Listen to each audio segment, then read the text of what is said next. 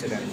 আচ্ছা, এই যে তিনটা ব্রাঞ্চ আছে, পার্লামেন্ট, জুডিশিয়ারি, আইন সৃষ্টি করে পার্লামেন্ট অথবা জুডিশিয়ারি। আর কাস্টম তো অনেক পুরাতন, এবং গত ক্লাসে তোমাদেরকে বলেছি যে কাস্টম তৈরি হওয়া অনেক সময়ের ব্যাপার, এবং এই সময়ের ব্যাপার বলে এটা এখন পিছিয়ে পড়ছে। তাইলে মূল দুইটা ব্রাঞ্চ কি? লেজিসলেচার এবং জুডিশিয়ারি। এক্সিকিউটিভ তো লটাকে ইমপ্লিমেন্ট করে, ওরা কিন্তু আইন না, ওরাও আইন না।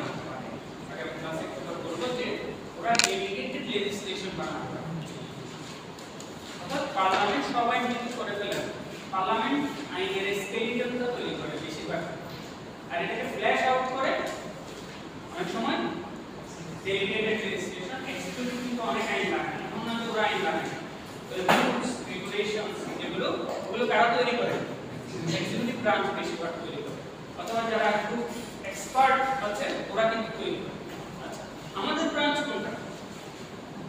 জুডিশিয়ারি। অ্যাজ এ লয়ার অথবা অ্যাজ এ জাজ আমরা কোথায় কাজ করি? জুডিশিয়ারি। এবং উচ্চ আদালত আইন তৈরি করে, এটাকে জাজমেন্ট ল বলা হয়, জাজমেন্ট ল বা কেস ল বলা হয়। কি ল? কেস ল। তবে এটার মূল নাম হচ্ছে প্রেসিডেন্ট। কি? প্রেসিডেন্ট। বাংলায় বলে নথি, বিচার বিভাগীয় নথি বা পূর্ব দৃষ্টান্ত বলে। বিচার বিভাগীয় নথি বলে অথবা বিচার বিভাগীয় পূর্ব দৃষ্টান্ত। পূর্ব দৃষ্টান্ত এটা একটা ডক্ট্রিন থেকে, সেই ডক্ট্রিনটা হচ্ছে এস্টিয়ার ডিসাইসিস। আমি লিখছি না? এস্টিয়ার ডিসাইসিস। To stand by things decided. To stand by things decided. আমি কত ক্লাসে বলছি না যে ইংলিশ কমন ল সিস্টেম কাস্টমগুলোকে কমন করে তারপর কমন ল সিস্টেম। এটা পার্ট লিট। বাকি যে পার্ট রয়ে গেছিল সেটাই এখন বলছি যে সেই কমনকে কমন রাখার কাজটা করেছে জুডিশিয়ারি। প্রথমত তুমি এক জায়গায় রাখা, কিন্তু এক জায়গায় রাখতে হবে, এক জায়গায় রাখার কাজটা কে করেছে? জুডিশিয়ারি। কারণ ওই যে কনসিস্টেন্সিটা এনশিওর করেছে, কমন লয়ের কমননেসটা এনশিওর করেছে judiciary through the doctrine of stare decisis. Stare decisis মানে to stand by things decided.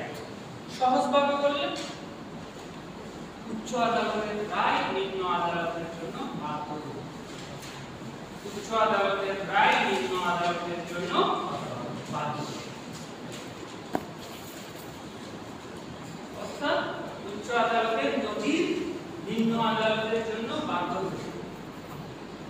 অবশ্য পালনীয়, বাইন্ডিং। কেমন বাইন্ডিং? যেমন ভাবে পার্লামেন্টের ল binding. In other words, as a judge, তুমি যখন বিচার করবা, তুমি আইন অনুযায়ী বিচার করবা। কি অনুযায়ী বিচার করবা? আইন অনুযায়ী বিচার করবা। আইন অনুযায়ী মানে মূলত দুটো জিনিস, পার্লামেন্টের আইন, বিচার বিভাগীয় আইন। বুঝা গেছে? এখন এই জাজমেন্ট ল, অনেকে বলে যে জাজমেন্ট ল কেন? এরা তো ল বানানোর অধিকার রাখে, এরা তো আনইলেক্টেড। এরা কি? আনইলেক্টেড। যারা জনগণের প্রতিনিধি তারাই তো জনগণের জন্য আইন বানাবে। এটাই তো ডেমোক্রেসি, এটাই তো ডেমোক্রেসি। এই সমালোচনা আছে, তা সত্ত্বেও একটা দেশের বিচার বিভাগ বা একটা দেশের আইন ব্যবস্থা কখনোই সঠিক থাকবে না যদি জাজদেরকে সময়ে সময়ে প্রয়োজনের পরিপ্রেক্ষিতে আইন বানানোর সুযোগটা তাদের হাতে রাখা না হয়। তুমি যতই বলো যে আমি পার্লামেন্টে গিয়ে একটা আইন করে ফেলবো, এইটার ব্যাপার আছে, ওইটা কোন সরকার আছে, ওই সরকার ওই আইন চাই কিনা এটার ব্যাপার আছে, হ্যাঁ, বিভিন্ন রকম ফ্যাক্টরের কারণে অনেক সময় একটা চাহিত আইন, একটা এক্সপেক্টেড আইন, একটা ডিজায়ার্ড আইন সঠিক সময়ে পাস না হতে। তাছাড়াও একটা আইন হওয়ার পরেও অফ ল্যাঙ্গুয়েজ তুমি আইন করছো মনে হচ্ছে যে সমাধান করে ফেলছো, কিন্তু বিচার করতে গিয়ে দেখছে যে লয়াররা কত ধরনের ব্যাখ্যা উপস্থাপন করছে। একই কথা বলে একজন বলছে এটার অর্থ হচ্ছে ইয়েস, আরেকজন বলছে এটার অর্থ হচ্ছে নো। কেউ বলছে এটা রুলের মধ্যে পড়ছে, কেউ বলছে এটা এক্সেপশনের মধ্যে পড়ছে। এরকম বিভিন্ন ধরনের যখন প্রশ্ন আসে তখন বিশেষ করে উচ্চ আদালত অনেক সময় আইন সৃষ্টি করে। সে আইনটা আসে by way of a principle, by way of a rule of law. ওরা কি তৈরি করে? একটা রুল অফ ল তৈরি করে। যেহেতু নিম্ন আদালতের রায় বাধ্য করে না, শুধুমাত্র উচ্চ আদালতের রায় বাধ্য করি, সেই জন্য বিচার বিভাগীয় দৃষ্টান্ততা তৈরি করে উচ্চ আদালত। কোন আদালত? উচ্চ আদালত। আমাদের দেশের সংবিধানের 111তে এই কথাটা আছে। আমাদের দেশের সংবিধানের 111তে এটা বলা আছে যে আপিল বিভাগের রায় হাইকোর্ট বিভাগের জন্য বাধ্যকরী এবং উভয় বিভাগের রায় নিম্ন আদালতের জন্য বাধ্যকরী। কি বলা আছে? আপিল বিভাগের রায় তোমরা জানো সুপ্রিম কোর্টের হচ্ছে ডিভিশন, আবার হাউস হচ্ছে, আবার ডিভিশন হচ্ছে কি অ্যাপিলেট ডিভিশন। অ্যাপিলেট ডিভিশনের রায় হাইকোর্ট ডিভিশনের জন্য বাধ্যকরী এবং উভয় বিভাগের রায় সবগুলো অধস্তন আদালতের জন্য বাধ্যকরী। বুঝা গেছে? এটাই হচ্ছে ডক্ট্রিন অফ স্টিয়ার ডিসাইসিস। এটা হচ্ছে ডক্ট্রিন অফ স্টিয়ার ডিসাইসিস। অর্থাৎ একবার সিদ্ধান্ত যেটা হয়ে গেছে ওটা ঠিক থাকতে হবে। তাইলে অর্থাৎ সারা দেশে একই প্রিন্সিপাল দ্বারা আইন ব্যবস্থা চলে, বিচার ব্যবস্থা, বিচার কার্যক্রম। হ্যাপহ্যাজার্ড নয়, বিচার বিভাগ একটা সিস্টেমের মধ্যে চলে, আর সেই সিস্টেম লকে সার্টেনিটি দেয়। লকে কি দেয়? সার্টেনিটি। লর একটা ক্যারেক্টারিস্টিক্স কি? নির্দিষ্টতা। যেমন ল যেমন তুমি বলছো যে এই বিষয়ে অমুক আইনে আছে, অমুক আইনের অন্তর্ধারায় আছে, আমরা যে বলি না, তেমনি ভাবে এই বিচার বিভাগীয় যে সিস্টেম আছে এখানে কিন্তু ভিন্ন ভিন্ন নীতি দ্বারা চলে না, একটা নীতি দ্বারাই চলে। সেই নীতিটিকে ঠিক রেখেছে ডক্ট্রিন অফ প্রিন্সিপল বা ডক্ট্রিন অফ স্টিয়ার ডিসাইসিস। এবং বলা হচ্ছে যে কমন ল মূলত জাজমেন্ট, কমন ল মূলত তৈরি করেছে ইংলিশ জাজেসরা। অর্থাৎ যতটা স্ট্যাটিউট ইংলিশ লকে সৃষ্টি করেছে তার চেয়ে বেশি, কারণ পার্লামেন্টারি সভরেনিটি কখন তার ডক্ট্রিন অনেক পরে ডক্ট্রিন। কিন্তু ইংল্যান্ডে যে এখন পার্লামেন্টারি সভরেনিটির কথা বলা হচ্ছে সেটা কিন্তু 300 বছর আগে 1600 কত সালের সময়ে, কিন্তু তার আগে পর্যন্ত জাজমেন্ট রয়েছে। অর্থাৎ কমন লকে মূলত শেপ দিয়েছে জাজমেন্ট। এই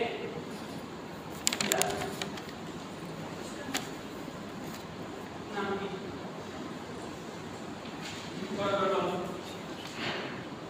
মোবাইল কি বললাম? কমন ল কারা তৈরি করে?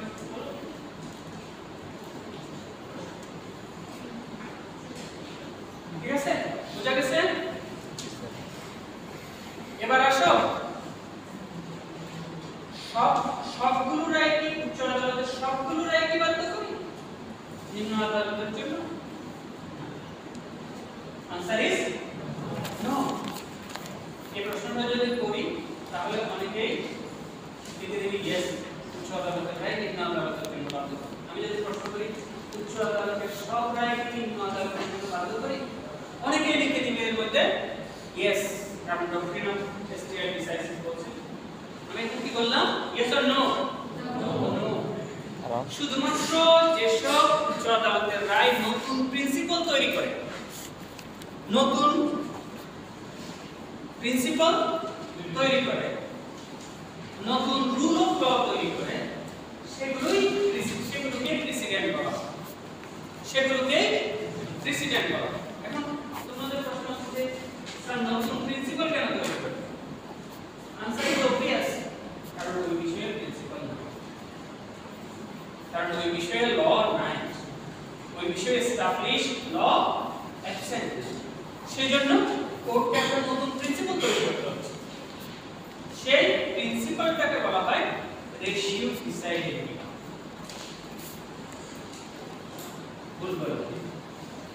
তাহলে কি বললাম, প্রত্যেকটা রায় প্রেসিডেন্ট না, কোনগুলো প্রেসিডেন্ট, যেগুলো নতুন principle, rule of law, principle create করে, নতুন রুল অফ ল ক্রিয়েট করে।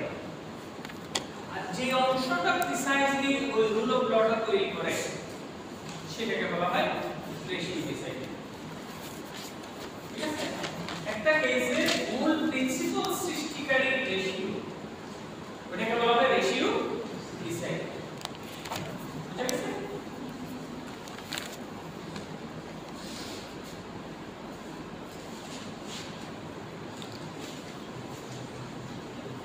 এখন কথা হচ্ছে, ধরে নিলাম ঠিক আছে সবগুলো রায় উচ্চ আদালতের রায় প্রেসিডেন্ট তৈরি করে না, কিছু কিছু রায় প্রেসিডেন্ট তৈরি করে। এখন কথা হচ্ছে ওই রায়ের কোন অংশটা প্রেসিডেন্টকে তৈরি করে।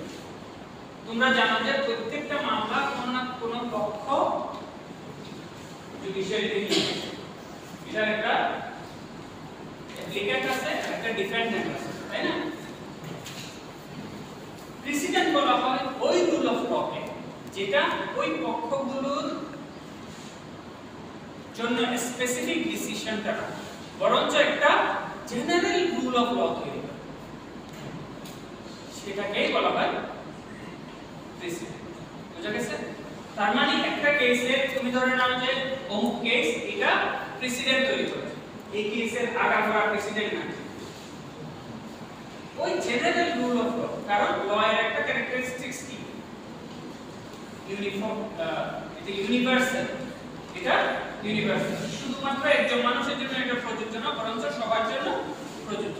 তাহলে পক্ষগুলোর পক্ষে বা বিপক্ষে যে রায়টা গেছে এটা শুধুমাত্র ওই পক্ষগুলোর পক্ষে বা বিপক্ষে গেছে, কিন্তু যে প্রিন্সিপালটা তৈরি করেছে নতুন করে সেটা কিন্তু ভবিষ্যতে যত কেস আসবে সবার জন্য প্রযোজ্য। বুঝা গেছে? আর এই প্রিন্সিপালটা কে কি বলা হয়, রেশিও ডিসাইডেড। তাইলে আমাকে এটা খুঁজে বের করতে হবে ওই কেসের কোন জিনিসটা রেশিও ডিসাইডেড। প্রেসিডেন্ট তৈরিকারী কেসের কোন অংশটা রেশিও ডিসাইডেড। সালমান এটা সংজ্ঞা দেওয়ার চেষ্টা করে যে প্রথম হচ্ছে সংজ্ঞা যে রেশিও ডিসাইডেড কি। উনি বলছেন যে রেশিও ডিসাইডেড হচ্ছে যে প্রিন্সিপাল অনুযায়ী ওই কেসটা ডিসাইড করেছে সেটা।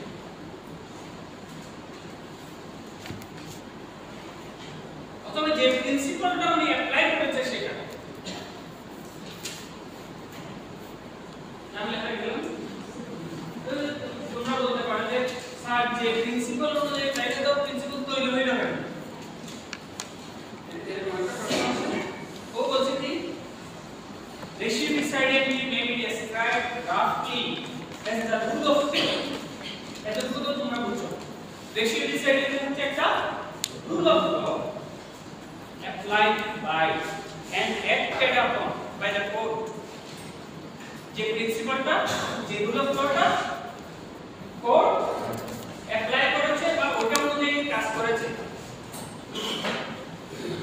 তার মানে একটা প্রিন্সিপাল অনুযায়ী কাজ করেছে, একটা রুল অফ ল অনুযায়ী কাজ করেছে, সেই রুল অফ লটা কি রেশিও ডিসাইডেড। আবার আরেকটা পার্ট আছে or the rule, মানে rule of law or the rule which the court regarded as governing the case, অথবা ওই রুলটা যেটা ওই কেসকে গভর্ন করেছে, যেটা ওই কেসকে গভর্ন করেছে।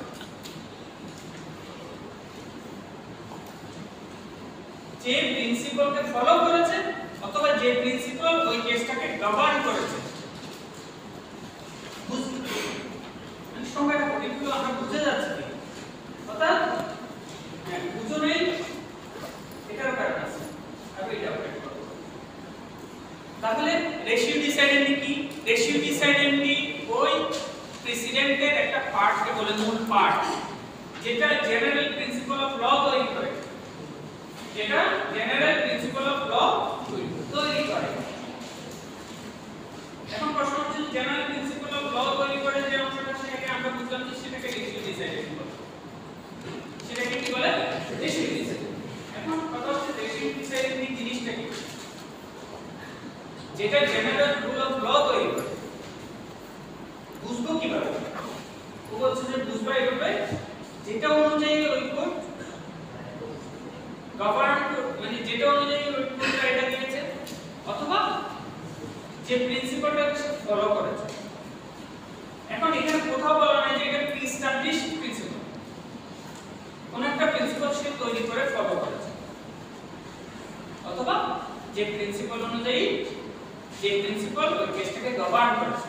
মূল কথা হচ্ছে ওই কেসের একেবারে মূল সূত্রটাই রেশিও ডিসাইড, এবং সেটাই জেনারেল রুল। ডিসিশন যেটা আছে সেটা শুধুমাত্র পক্ষদের জন্য প্রযোজ্য, আর যে রুল অফ লটা নতুন করে তৈরি হয়েছে সেটা সবার জন্য প্রযোজ্য।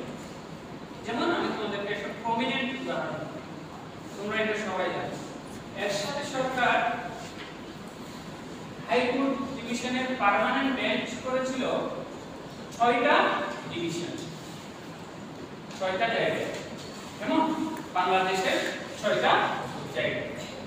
এই অ্যামেন্ডমেন্টের মাধ্যমে, কিসের মাধ্যমে? সংবিধানের 8ম সংশোধনীর মাধ্যমে। সংবিধানের 8ম সংশোধনী দুইটা কাজ করেছে। নাম্বার 1, হাইকোর্ট ডিভিশনের পার্মানেন্ট বেঞ্চ তৈরি করেছিল 6টা বড় বড় শহরে, যাতে করে লোকদেরকে ঢাকায় যেতে না পারে। তুমি এখন হাইকোর্ট ডিভিশনে একটা মামলা করার জন্য ঢাকায় যেতে হচ্ছে, তখন খাগড়াছড়ির মানুষ চিটাগাং আসলে হতো, ঢাকায় যেতে হতো। পঞ্চগড়ের মানুষ রংপুরে যেতে হতো, এখানে আসতে ঢাকায় আসতে হতো। এটা কাজ করেছে। 2 নম্বর কাজ যেটা করেছে, ইসলামকে রাষ্ট্রধর্ম বলেছে, ইসলামকে রাষ্ট্রধর্ম ঘোষণা করেছে। এবং পরবর্তীতে এটার একটা বিখ্যাত মামলা তৈরি হয়েছে, যেটাকে 8 অ্যামেন্ডমেন্ট কেস বলে, আনোয়ার হোসেন ভার্সেস বাংলাদেশ। এই কেসটার মূল নাম হচ্ছে আনোয়ার হোসেন ভার্সেস বাংলাদেশ। যেহেতু এটা 8 অ্যামেন্ডমেন্ট কেস দিয়ে আবর্তিত হয়েছে, এই জন্য এটা 8 অ্যামেন্ডমেন্ট কেস বলা হয়। এই 8 অ্যামেন্ডমেন্ট কেসে কোর্ট একটা প্রিন্সিপাল ধরে আগাইছে, সেটা হচ্ছে তোমার ইন্ডিয়ার একটা বিখ্যাত ইন্ডিয়ার একটা কেশবানন্দ ভারতী কেস আছে, তাও এটা আরো আগে রাখে। সেই কেশবানন্দ ভারতী কেসে ওরা একটা ডক্ট্রিন তৈরি করেছে, doctrine of basic structure. Doctrine of basic structure ওরা বলছে যে সংবিধানের মূল কাঠামোকে ধ্বংস করা যাবে। তুমি একটা দেশের আইন ব্যবস্থায় যা কিছু আর তাই কিছু করো, সংবিধানের যেটা বেসিক যেটা স্কেলিটন, এটাতে কোনো ধরনের হস্তক্ষেপ করা যাবে না। এই ডক্ট্রিনকে বড় করে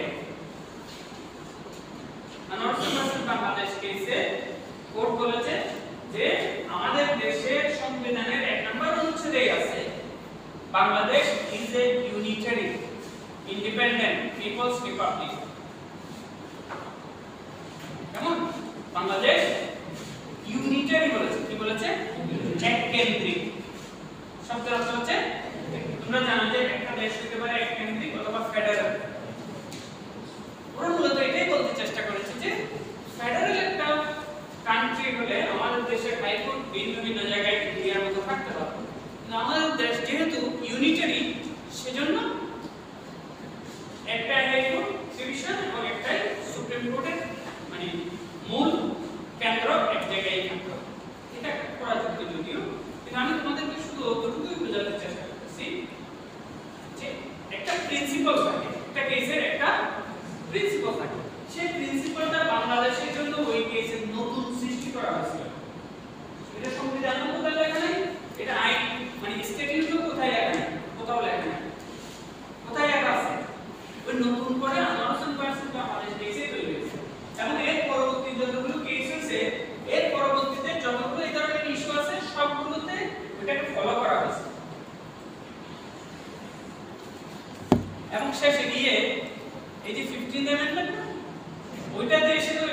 সংবিধানে এমন ভাবে বেসিক স্ট্রাকচারকে 7B এর মাধ্যমে করা হয়েছে যে বেসিক স্ট্রাকচার এবং বেসিক স্ট্রাকচারের ফলাফল বৃদ্ধি পেয়ে সংবিধানের বিশাল অংশকে বেসিক স্ট্রাকচার ঘোষণা করেছে আগে কোর্ট, এবং 15th অ্যামেন্ডমেন্টের মাধ্যমে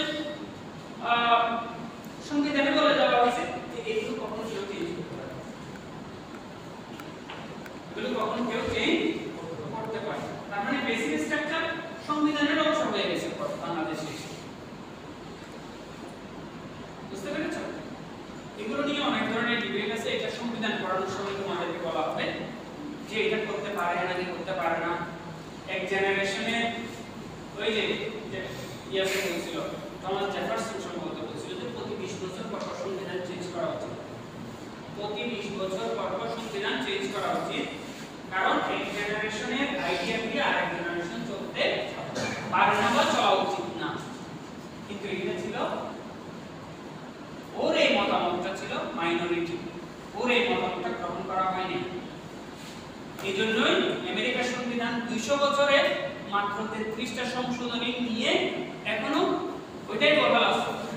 ওর এই মতামতটা নেই, কারণ সংবিধান যদি তুমি প্রত্যেকদিন চেঞ্জ করো, কিছুদিন পর পর চেঞ্জ করো, ওই জাতির যেটা বেসিক একটা সিস্টেম, নতুন জেনারেশন এসে নতুন ভাবে কিছু জিনিস বহাল রাখবে, এই মতামতটাই প্রাধান্য পেয়েছে। জেফারসনের এই কথাটা অনেক লুক্রেটিভ, অনেক সুন্দর দেখতে শোনায়, কিন্তু অনেক সময় বড়রা সেকেলে হয়ে গেলেও ওদের যেটা উইজডম সেটা কিন্তু কাজ করে। আমরা যখন নতুন প্রথম যৌবনে পদার্পণ করি বা অ্যাডোলেসেন্ট সময় থেকে উল্টাপাল্টা চিন্তা করি, ওইটা ওই সময়ের জন্য একেবারে সঠিক মনে হয়, কিন্তু যখন আমরা আস্তে আস্তে বাবাদের বয়সে চলে যাই, 30, 35, 40-এ আসে, তখন চিন্তা হয় আমাকে তো ওই সময় ভালো অ্যাডভাইস নিয়ে যদি শুনতাম। কেমন? তো সংবিধানের জন্য আমাদের এই বিষয়টা বেসিক সিস্টেম, অর্থাৎ রেশিও ডিসাইডেন্টলি একটা প্রিন্সিপাল যেটা তৈরি করা। এখন প্রশ্ন হচ্ছে আমি বুঝবো কি করে, হাউ টু ডিটারমাইন। আমি বুঝলাম, ঠিক আছে, সংখ্যাটা বুঝলাম যে রেশিও ডিসাইডেন্টলি হচ্ছে মূল প্রিন্সিপাল, এটা জেনারেল রুল অফ ল তৈরি করে, এটা অনুযায়ী ওই কেসে চলা হয়। কিন্তু হাউ টু ডিটারমাইন, এখানে প্রফেসর এটা ওয়াম্বো, এটা তোমরা সেলমন্ডের বইয়ে পাবা, আর প্রফেসর গুডহার্ট, ওরা দুইজন দুই ধরনের তোমার দিয়েছে, সাজেশন দিয়েছে। প্রফেসর ওয়াম্বো উনি বলেছেন যে রিভার্সাল টেস্ট, অর্থাৎ ওই প্রিন্সিপালকে যদি পাল্টায় দাও, যদি ওই কেসটার ভিত্তি তাতে শেষ হয়ে যায়, তাহলে ওইটাই হচ্ছে ওই কেসের রেশিও ডিসাইড। অর্থাৎ যে প্রিন্সিপালটাকে তুমি মনে করছো যে এটাই মনে হয় এই কেসের রেশিও ডিসাইডেন্টি, তুমি সেটাকে যদি বাদ দাও, যদি ওই কেসের অস্তিত্ব না থাকে, তাহলে ওইটাই হচ্ছে ওই কেসের রেশিও ডিসাইড। অর্থাৎ ওই কেসের মূল ভিত্তিটাই ওই কেসের হার্ট, ওই কেসের হার্ট। তাহলে একটা কেসের যে প্রিন্সিপালটাকে চেঞ্জ করে দিলে ওই কেসের ডিসিশন পর্যন্ত আমি আসতে পারবো না, ডিসিশনটাই পাল্টে যাবে, ওটাই হচ্ছে রেশিও ডিসাইডেন্টি। আরেকজন বলছে, প্রফেসর গুডহার্ট বলছে ম্যাটেরিয়াল ফ্যাক্ট, ওই কেসের মূল ঘটনার সাথে যে প্রিন্সিপালটা জড়িত, ওই কেসের মূল ঘটনার সাথে যে প্রিন্সিপালটা জড়িত, সেটাই হচ্ছে ওই কেসের রেশিও ডিসাইডেন্ট। এখন এটাকে কেউ সমালোচনা করেছে, বলছে রেশিও ডিসাইডেন্ট কিন্তু একটা প্রিন্সিপালের নাম, এটাকে ঘটনার সাথে জুড়ে দিলে এই সেই বিভিন্ন কিছু সমালোচনা থাকা সত্ত্বেও এখানে মূল যে কথাটা বলা হচ্ছে সেটা হচ্ছে একটা কেসের মূল ঘটনার সাথে জড়িত প্রিন্সিপালটাই শুধুমাত্র রেশিও ডিসাইডেন্ট। যাই হোক না কেন, আমাদের কিন্তু এখন ক্লিয়ার আছে, এখন বলতে ক্লিয়ার আছে, প্রথম বলতে এখন বুঝিনি। তাহলে আমাদের কাছে এখন রেশিও ডিসাইডেন্টি জিনিসটা ক্লিয়ার আছে। এবার আসো ওবিটার ডিকটা, আরেকটা শব্দ লিখেছি না, ওবিটার ডিকটা। এটা আসলে ডিকটাম, ওবিটার ডিকটাম, প্লুরাল হচ্ছে ওবিটার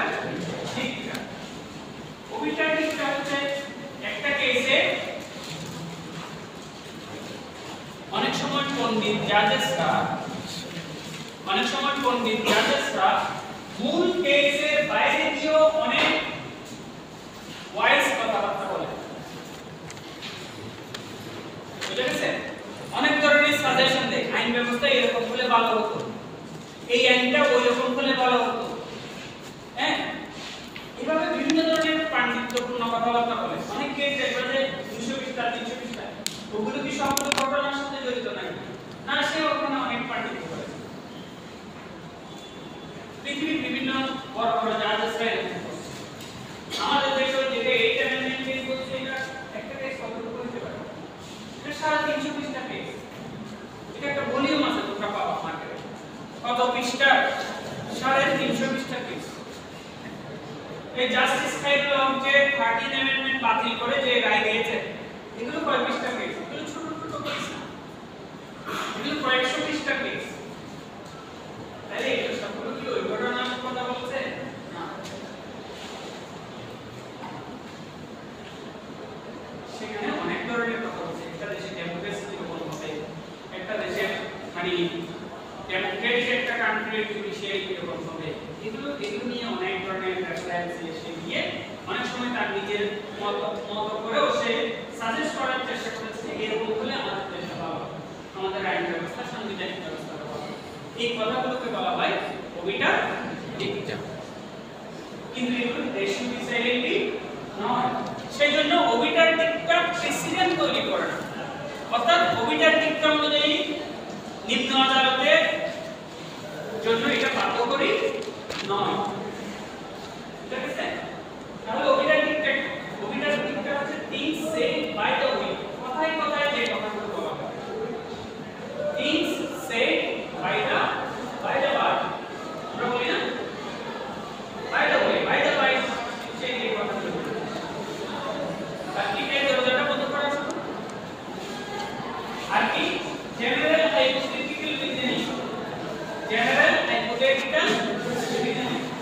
সে চিন্তা করছে এরকম হলে এরকম হতো, এরকম হলে সেরকম হতো, কিন্তু এই মামলাটা কেউ আনে নাই। ও বলছে যে এরকম যদি একটা মামলা হতো আমি এই বিচারটা করতে পারতাম, কিন্তু এখানে এই প্রশ্নটা উঠে নাই, উঠলে আমি এরকম বিচার করতাম। এরকম বলে না অনেক সময় যে এখানে ঘটনা এটা না, যদি এরকম প্রশ্নটা হতো কিন্তু এই উত্তরটা দেওয়া যায়, এরকম বলে চলে গেছে।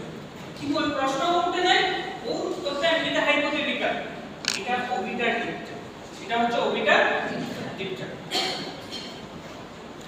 আর হচ্ছে কি comments on other points, comments on other points. বিচার্য বিষয়ে কয়েকটা পয়েন্ট থাকে, 1 নাম্বার 2 নাম্বার 3 নাম্বার। এই 1 নাম্বার 2 নাম্বার 3 নাম্বার ব্যাপারে না, ও অন্য পয়েন্টে কিছু কথা বলেছে, সেগুলো হচ্ছে ওবিটার। তাহলে ম্যাটেরিয়াল টেস্টের যে কথাটা ওটা এখানে চলে আসছে, কিন্তু ওবিটার ডিকটাম সংজ্ঞা দিতে গিয়ে আমরা বুঝতেছি যে এটাতে দম আছে, এটাতে, কারণ ম্যাটেরিয়াল ফ্যাক্ট অনুযায়ী যে কথাগুলো বলে সেগুলো বেশি ডিসাইডেড হইতে পারে, কিন্তু সেগুলোর বাইরে যে কথাগুলো বলে সেগুলো হয়ে যাবে ওবিটার ডিকটাম। তাহলে এই ওবিটার ডিকটাম কি বাইন্ডিং নাকি বাইন্ডিং না? বাইন্ডিং না, কিন্তু বলেছে কে? সুপ্রিম কোর্টের একজন জাজ। এজন্য তার একটা ফোর্স আছে, সেটাকে বলা হয় পারসুয়েসিভ। আমরা কিছুক্ষণ পরে বলবো যে একটা প্রেসিডেন্ট, আচ্ছা আমরা তাহলে ওখানেই চলে যাই। Kinds of president.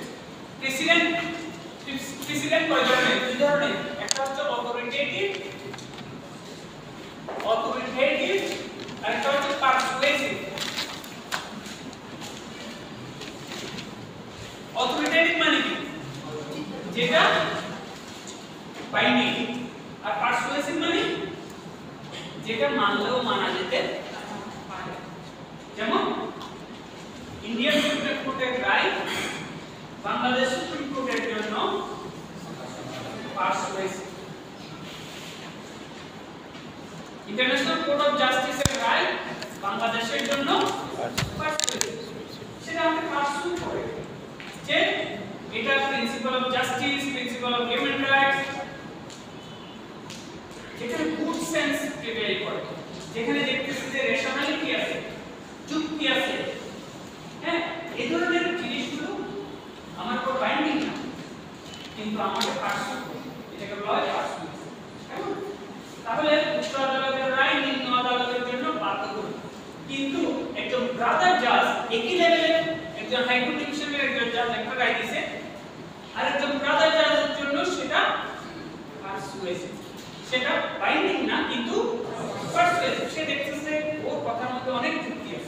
আমিও এটা নিলাম, কারণ ও বাইন্ডিং না, কিন্তু এটাকে বলা হয় পার্সন।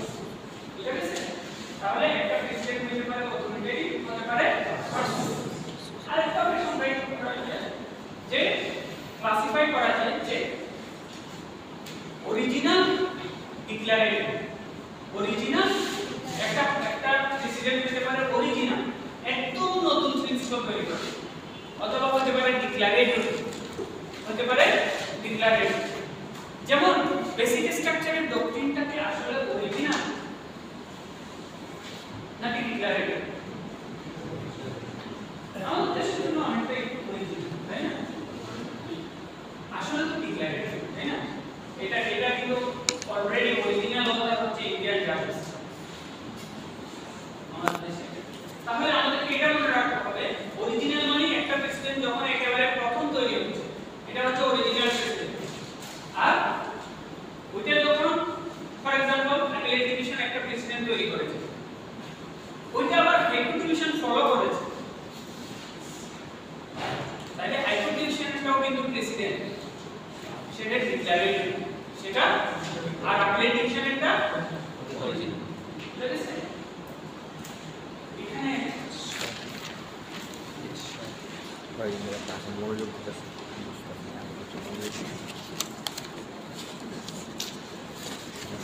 ছবিটা ঠিকঠাক ঠিকঠাক আছে। আমার মতামত বাইন্ডিং থেকে বাইন্ডিং না লোয়ার প্রসেস, লোয়ার প্রসেস में বাইন্ডিং থেকে বাইন্ডিং এর মধ্যে সবগুলো আছে ফুল বেঞ্চ। ফুল বেঞ্চ বলে যেখানে জাজের সংখ্যা 3 জনের অধিক, জাজের সংখ্যা যখন 3 জনের অধিক হবে এটাকে বলা হয় ফুল বেঞ্চ। আমরা ফুল বেঞ্চ বলতে সব জাজ নিয়ে যেটা যেমন একটা আছে ফুল কোর্ট, ওটা বুঝি কোনো বিশেষ সময়ে সুপ্রিম কোর্ট সব জাজকে নিয়ে বসে, এটা ফুল কোর্ট বলে।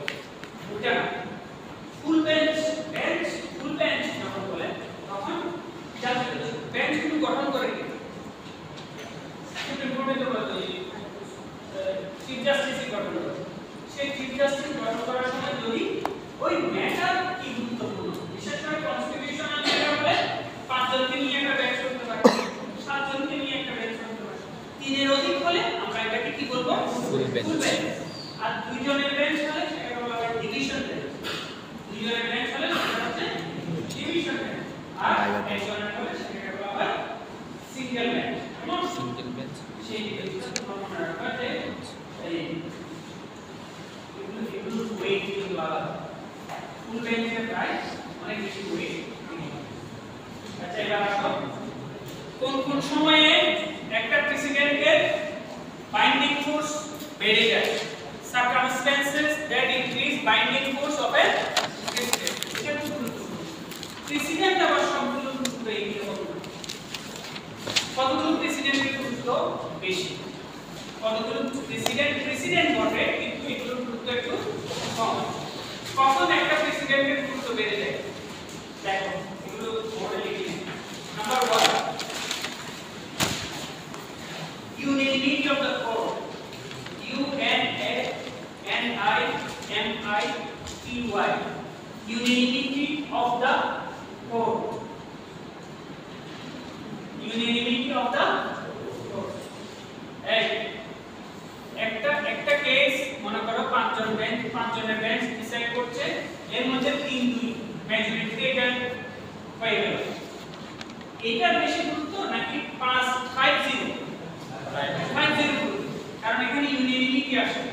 তার মানে এই রিজনিংটা, এই ডিসিশনটা এতই নেচ্ছ, এতই সঠিক যে এটার ব্যাপারে একটু নথি করে যে এটা প্রয়োজনীয় একটা লক্ষ্য, তাহলে সেটাকে বলা হয় কি? সেটা একটা প্রেসিডেন্টের গুরুত্বটাকে বাড়িয়ে দেয়। Number 2, approval by other courts, especially higher courts, approval by other courts, especially higher courts।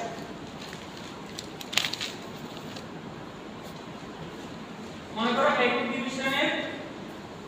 Division একটা প্রেসিডেন্ট তৈরি করেছে, সেটাকে ওই যে বললাম ওই জাজেসরাও বলছে যে এটা ঠিক প্রিন্সিপাল আছে, একজন বলল, দুইজন বলল, তিনজন বলল, অন্য জাজেসরাও বলছে যে এই প্রিন্সিপালটা সঠিক, তাইলে এটা গুরুত্ব বেড়ে যাবে।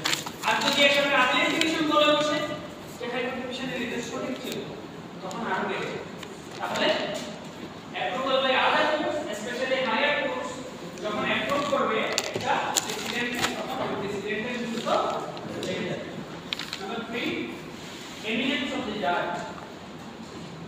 Sir Eminence of the judge, যে জাজের প্রেসিডেন্টটা তৈরি করেছে তার রেপুটেশন ভালো, 3 নাম্বারটা সে লার্নার হিসেবে সবার কাছে পরিচিত। এমিনেন্স অফ দ্য জাজ, প্রেসিডেন্ট ক্রিয়েট করা জাজের ব্যাপারে সবাই জানে যে সে হানিদারের কথা বলবেন, হালকা কথা বলবেন, সে যখন বলেছে এটা গুরুত্বপূর্ণ কথা। যেমন জাস্টিস হাবিবুর রহমান যদি কোনো প্রেসিডেন্ট তৈরি করে, জাস্টিস মুস্তাফা কামাল যদি কোনো judgment precedent, justice Shahabuddin Ahmed যদি কোনো প্রেসিডেন্ট তৈরি করে, কেমন তখন আমরা জীবনে তারা আজেবাজে কোনো রায় লিখেন, তারা যদি লিখে রাখে এটা ভালো একটা। তারপর approval by the profession, approval or even absence of criticism by the profession, approval or absence of criticism by the profession মানে by lawyers। কেমন একটা প্রেসিডেন্ট তৈরি করেছে, লয়াররা বলল এটা খুব সুন্দর হয়েছে, কেমন প্রেসিডেন্ট তৈরি করেছে হাইকোর্টের জাজ, কিন্তু lawyer, eminent lawyer Kamal Hossain বলেছে এটা ভালো হয়েছে, আমিরুল ইসলাম বলেছে এটা ভালো হয়েছে, কেমন বড় বড় রফিকুল হক বলেছে এটা ভালো হয়েছে, তখন ওই প্রেসিডেন্টের গুরুত্ব বেড়ে যায়, কারণ তারা আইনটাকে ইনস এন্ড আউটস জানে। সুতরাং তারা যখন অ্যাপ্রুভ করেছে অথবা অ্যাবসেন্স অফ ক্রিটিসিজম, প্রশংসা করে কিন্তু আবার সমালোচনা করে, তাহলে ভালো। রাইট, লার্নিং আর্গুমেন্ট, লার্নিং শুধুমাত্র রায় দিয়ে বসে নেই, মানে শুধুমাত্র মানে রায়টা দেয়, ওখানে যে যুক্তিগুলো দিয়েছে সেগুলো খুবই গুরুত্বপূর্ণ, সেগুলো লেখাপড়া করে তারপর দিয়েছে, মানে ভাষা কোনো কথা নেই, তাহলে এটা গুরুত্ব বেড়ে যাবে। এবং লাস্টলি ভাই যেমন দেখতে দিলি as statute has been passed on the same subject matter, as statute has been passed on the same subject matter, অর্থাৎ হাইকোর্ট ডিভিশন মনে করো একটা প্রেসিডেন্ট তৈরি করলো, বা আপিলের ডিভিশন একটা প্রেসিডেন্ট তৈরি করলো, পার্লামেন্টারিয়ানরা বললো যে এটাকে আরো ভালোভাবে আমরা তৈরি করে একেবারে আইন বানিয়ে ফেলবো, তাহলে ওই প্রেসিডেন্টটাকে জাস্টিফাই করা হবে, ওই প্রেসিডেন্টের গুরুত্ব আরো বেড়ে গেল। বুঝা গেছে? এই তাহলে এই প্রেসিডেন্টের গুরুত্ব বেড়ে যাওয়া মানে কি বাইন্ডিংনেস বাড়া নাকি কমা? অনেক সময় কমে যায়, অনেক সময় বাইন্ডিংনেস আরো কমে যায়। তার মানে কি এতক্ষণ তো স্ট্রেংথ কিভাবে বাড়ে একটু বললাম, অনেক সময় স্ট্রেংথ কমে, অর্থাৎ প্রেসিডেন্ট তৈরি করছে কিন্তু প্রেসিডেন্টের মধ্যে কোনো না কোনো ঝামেলা থাকার কারণে ওই প্রেসিডেন্টটা হয়তো প্রেসিডেন্ট আছে কিন্তু গুরুত্ব কমে গেছে। নাম্বার 1 গুরুত্ব কমে গেছে থেকে একেবারে শেষ হয়ে গেছে, এরকম হবে না, এগুলো লেখা হয় তো তোমাদের এখানে লিখে নেই। অনেক সময় প্রশ্ন আসে, এই দুটো প্রশ্ন থেকে যে কোনো একটা, যে কোন সার্কামস্ট্যান্সে একটা প্রেসিডেন্টের গুরুত্ব বেড়ে যায়, এটা আসলে হলো কোন প্রেক্ষাপটে একটা প্রেসিডেন্টের গুরুত্ব কমে যায়। Number 1 abrogated decision, abrogated decision,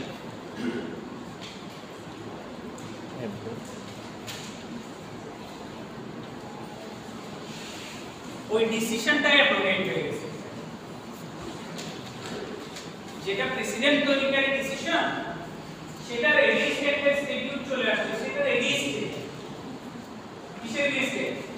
ওই প্রেসিডেন্টের এগেইনস্টে একটা স্ট্যাটিউট তৈরি হয়েছে, অথবা এটা মনে করো হাইকোর্ট ডিভিশন দিছে, উচ্চ আপিলেট ডিভিশনে গিয়ে এটা বাতিল হয়ে খারিজ হয়ে গেছে, ওই যতদিন ছিল তখন এটার গুরুত্ব হবে একটা অ্যাব্রোগেটেড স্টেটিউটের মতো, একটা রিপিটিং স্টেটিউটের মতো।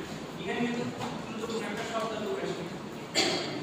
স্টেটিউট যখন বাতিল হয় এটাকে বলা হয় রিপিল, আর ডিসিশন যখন বাতিল হয় সেটাকে বলা হয় অ্যাব্রোগেটেড। কেমন? অ্যাব্রোগেটেড ডিসিশন হচ্ছে। তাহলে এটা যদি এখন কথা হচ্ছে বাতিল কিভাবে হবে? বাতিলকে উচ্চ আদালতে গিয়ে বাতিলকে বলে রিভার্সাল অথবা ওভাররুলিং। রিভার্স হয়ে যায় অথবা ওভাররুলিং হয়ে যায়।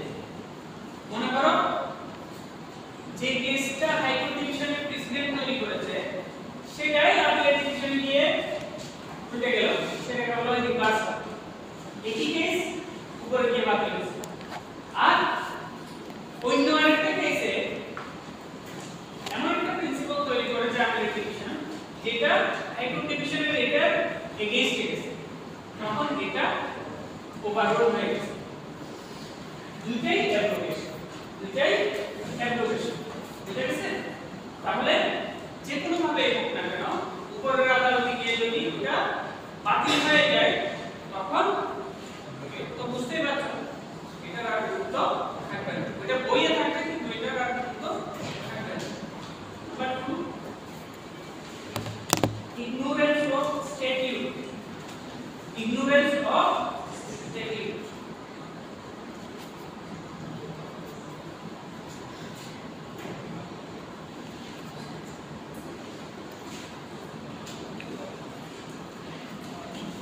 এটাকে বলা হয় পারিনকিউরিয়াম।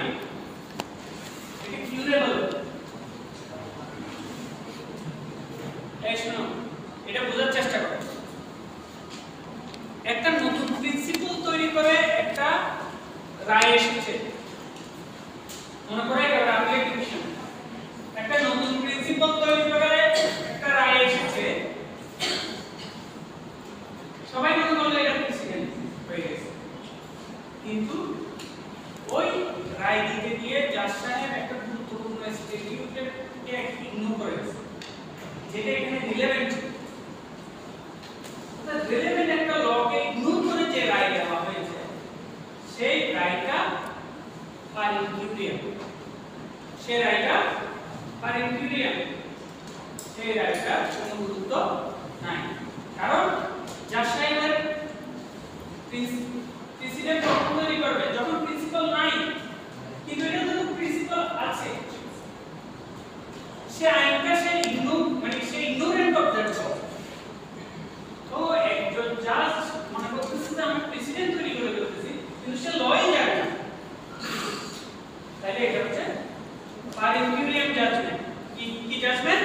পারিনকিউরিয়াম জাজমেন্ট। আমি কি ইগনোর করেছে বললাম। একইভাবে উচ্চ আদালতের কোন প্রেসিডেন্টকে ইগনোর করে যদি কোন প্রেসিডেন্ট তৈরি করে, হাইকোর্ট ডিভিশন একটা প্রেসিডেন্ট তৈরি করতেছে, ও জানে না যে অ্যাপিলেট ডিভিশনে তার এগেইনস্টে একটা রায় অলরেডি, একটা প্রেসিডেন্ট অলরেডি বহাল আছে, এটাও পারিনকিউরিয়াম। তাই ignorance of statute as well as ignorance of president of a higher court, এটাই হচ্ছে এটাই fatal to the judgment। তার মানে কি? লয়ার স্টুডেন্ট তোমরা কি বুঝলা? তার মানে কি বুঝলা? স্ট্যাটিউট না জানা লয়ার আর জাজ, আর প্রেসিডেন্ট না জানা লয়ার আর জাজ যতই পণ্ডিতি করুক, আসলে সে পারিনকিউরিয়াম হয়ে যেতে পারে। তাকে ইগনোরেন্ট বলবে মানুষ, যখন সে সব লিখে ফেলছে একেবারে জাজ লিখে ফেলছে, প্রেসিডেন্ট, কিন্তু দেখেছে মূল জিনিসই জানে না। তাহলে লয়ার এবং জাজ, লয়ার স্টুডেন্টদের অন্যতম জিনিস হচ্ছে জানা, এবং জানার কোনো শেষ নাই। যখনই প্রেসিডেন্ট তৈরি হবে তখনই জানতে হবে। এই জন্য আমেরিকান সিস্টেমে তো সহজ, যখনই একটা রায় বাতিল হয়ে যাচ্ছে লাল ফ্ল্যাগ দিয়ে দিচ্ছে, সব অটোমেটিক। প্রত্যেক জাজ হলুদ, কতগুলো হলুদ হয়ে গেছে, কতগুলো সবুজ আছে ফ্ল্যাগ, আমাদের দেশে তো এখন এগুলো এভাবে আসেনি, আসছে।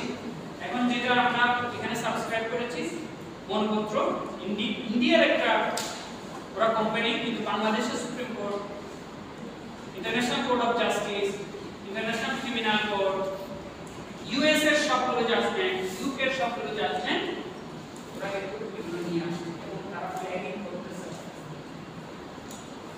সুতরাং ইন্ডিয়ার সবকিছু খারাপ হিসেবে ধরে নিয়ে ফেলে দেওয়া যাবে, আবার ইন্ডিয়ার সবকিছু ভালো ধরে নিয়ে নেওয়া যাবে।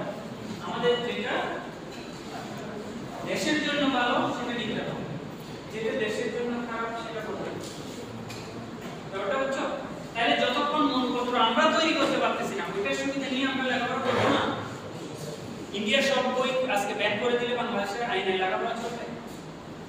সুতরাং রিজিড কোনো কিছু একেবারে মানে কি ডাইভার্ট, মানে আমি মরে যাবো তারপরেও পানি খাবো না,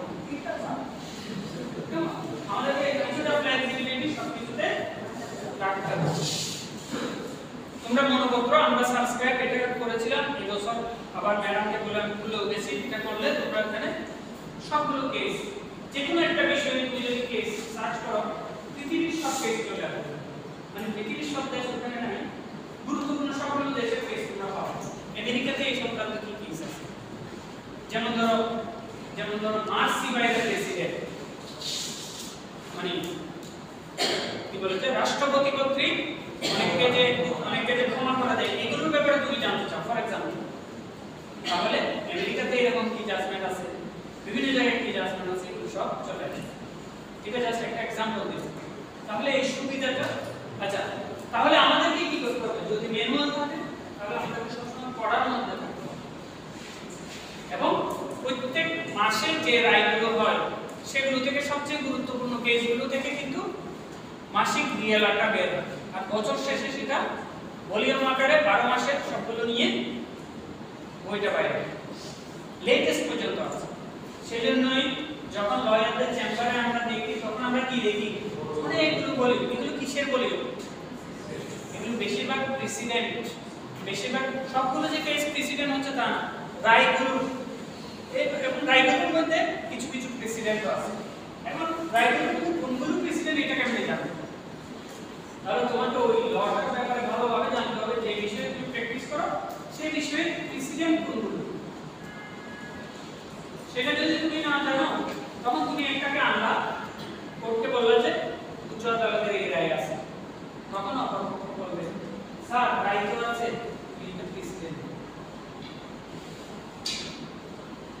এই কেসটা প্রেসিডেন্ট, বুঝা গেছে? এখানে একটা গুরুত্বপূর্ণ কথা তোমাদেরকে বলি, প্রেসিডেন্ট তৈরি করে মেজরিটি জাজমেন্ট অথবা unanimous judgment, dissenting opinion precedent তৈরি করে। ফর এক্সাম্পল একটা কেসে তিনজন এক পক্ষে রায় দিল, দুইজন এক পক্ষে রায় দিল, তুমি আইনে একটাকে উপস্থাপন করলে স্যার এই প্রিন্সিপালটা এখানে পাওয়া আছে, কিন্তু দেখা যাচ্ছে ওই আর পার্টি কথাটা তুমি নিয়ে আসছো, অর্থাৎ জাজমেন্ট কোনটা হবে, 3-2 যদি হয় 3-এর পক্ষে না জাজমেন্টটা, তাহলে ওই অংশে আমাদেরকে প্রেসিডেন্ট বুঝতে হবে, ওই ডিসেন্টিং অপিনিয়নের প্রেসিডেন্ট বুঝে লাভ হবে। প্রেসিডেন্ট গুলোকে আসলে এটা সহজ, অনেক সময় কনকারেন্ট জাজমেন্ট বুঝতে পারছো, মনে করো 5 জনের রায় হয়েছে, 6 জনের রায় হয়েছে, 5 জনের রায়, 4 জন এক পক্ষে আরেকজন এক পক্ষে, এই 4 জন কনকারেন্ট, এই 4 জন কনকারেন্ট, এরা 4 জন মিলে একটা রায় লিখতে পারে, অথবা এরা 4 জনের কয়েকজন আলাদা লিখতে পারে, দুইজন লিখতে পারে, অথবা 3 জন এক পক্ষে লিখতে পারে, আরেকজন আরেক পক্ষে লিখতে পারে, রাইটটা তারা আলাদা আলাদা দিয়েছে কিন্তু তারা ওই ডিসিশনের ক্ষেত্রে একমত। অনেক সময় এরকম কনকারেন্ট হয়ে গেলে কার রিজনিং কোনটা এবং কোনটা প্রেসিডেন্ট তৈরি করেছে এটা অনেক সময় খুঁজে পাওয়া মুশকিল হয়ে যাচ্ছে। তাহলে আমরা কয়টা বললাম, ইগনোরেন্স অফ রেসিডিউ, তারপরে ওইটাও লেখা রাখতে হবে, inconsistency with are there inconsistency with decision of a higher court, inconsistency with decision of a higher court, আর উচ্চ আদালতের রায়ের সাথে ইনকনসিস্টেন্ট রায় দিলে হবে।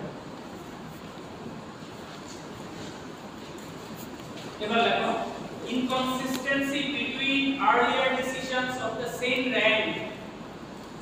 Inconsistency between earlier decisions of the same rank. মনে করো তুমি ডিস্ট্রিক্ট জাজ কোর্টে একটা বিষয়ে প্রেসিডেন্টের তালাশ করছো। কোন কোর্টে? নিম্ন আদালতে। কোথায়? নিম্ন আদালতে। তুমি একটা প্রেসিডেন্ট পাইছো হাইকোর্ট ডিভিশনের দিয়া একটা পাইছো, কিন্তু দেখা যাচ্ছে যে হাইকোর্ট ডিভিশনের আরেকটা প্রেসিডেন্ট আছে, একটা আরেকটা বিপরীত। তাইলে এটা দুটারই গুরুত্ব কমিয়ে দিয়েছে, কারণ তুমি এটা রেখেছিলে এটাকে দাঁড় করাইতে পারতেছো, এটা রেখেছিলে এটাকে দাঁড় করাইতে পারতেছো। সুতরাং উচ্চ আদালতের রায়ের মধ্যে ইনকনসিস্টেন্সি থাকলে ওগুলোর গুরুত্ব কমে যায়। কেন কমে যায় বুঝতে পারতেছো? এটা কি এডজাস্টিং নাকি এডজাস্টিং? কারণ দুটোই সেম রায়, একটাকে কি করে নেয় বাতিল করতে পারতেছে না সেটা। Number 5, precedent sub silentio. Precedent sub সাইলেন্সিও,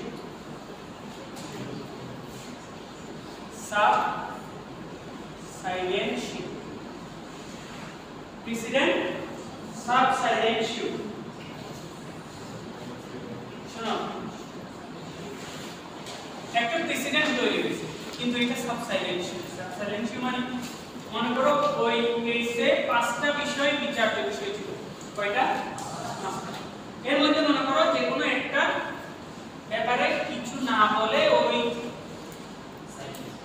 silent হয়ে গেছে, কিছুটা সাইলেন্ট হয়ে গেছে, তাহলে ওই প্রেসিডেন্টের গুরুত্ব কমে গেছে। কারণ সব বিষয় কনসিডার করে ওই রায়টা, কিছু কিছু বিষয় কনসিডার না করে ওই রায়টা। Last, decisions of equally divided court.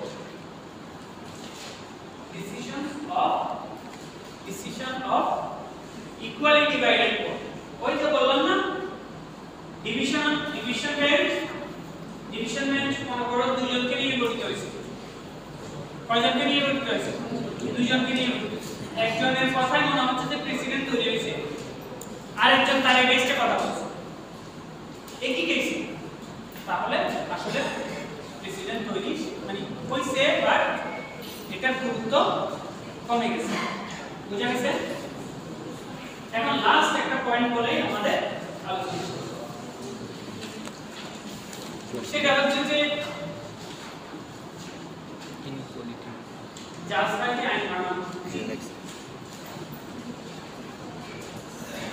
এরকম একটা, বিশেষ করে ডেমোক্রেসির প্রশ্নে অনেক সময় এরকম একটা প্রশ্ন চলে আসে, এবং সেটার একটা নামও আছে, কাউন্টার মেজরিটেরিয়ানিজম। কাউন্টার মেজরিটেরিয়ানিজম বিশেষ করে যখন কোন একটা আইনকে বাতিল করে চলে, কিকে বাতিল করে? সাংবিধানিকতার নামে উচ্চ আদালত অনেক সময় অনেক আইনকে বাতিল করতে পারে। কেমন? কি বলে? Unconstitutional and therefore void. Unconstitutional therefore void. কারণ সংবিধানের গার্ডিয়ান কে? Supreme Court. সংবিধানের গার্ডিয়ান কে? Supreme Court. সুপ্রিম কোর্ট যে এই আইনটা বাতিল করতেছে, এটাও সাংবিধানিকতার জন্য। ও মানে ইচ্ছা হয়েছে এই জন্য বাতিল করছে তা না। মানে একটা দেশের সাংবিধানিক সিস্টেমটা বহাল রাখতে হবে।